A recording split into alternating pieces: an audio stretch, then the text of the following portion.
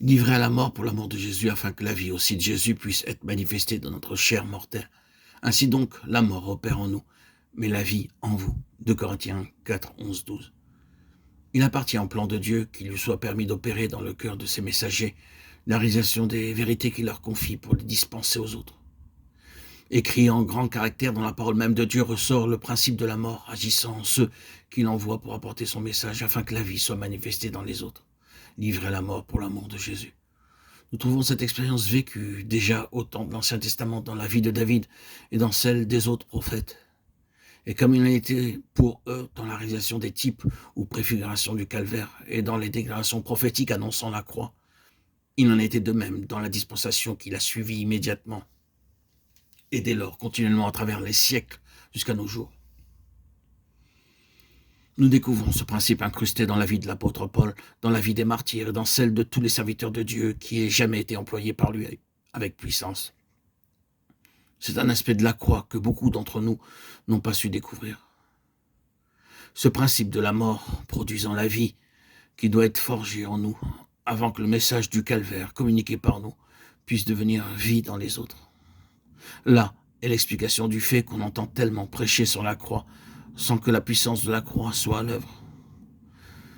Nous pouvons avoir compris clairement l'aspect substitutionnel et expiatoire de la mort de Christ pour nous, mais n'avoir pas saisi le fait de notre identification à lui dans cette mort, de telle sorte que nous connaissions la victoire sur le péché, que donne la certitude d'être mort avec lui.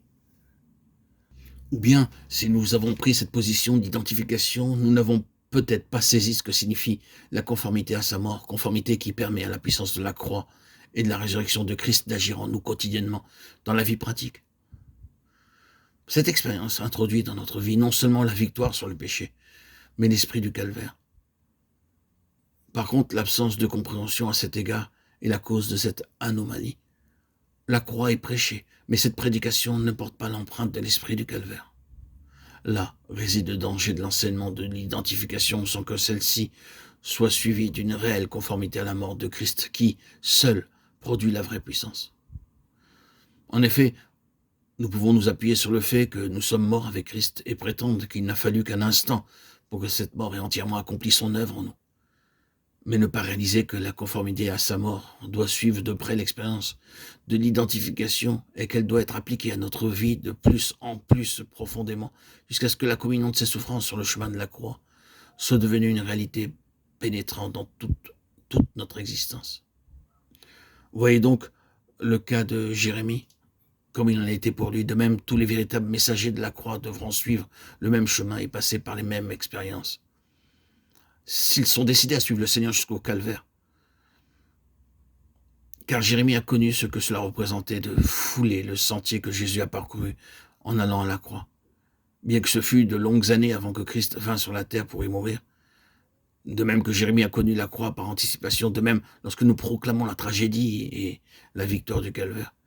Il faut que nous la connaissions dans une communion intime avec l'agneau de Golgotha. La mort de Christ peut et doit être agissante en nous, d'une manière si réelle que nous expérimentions comme une communauté, une association avec le Seigneur dans ses souffrances. Cela seul donne naissance à une vie qui triomphe de tout.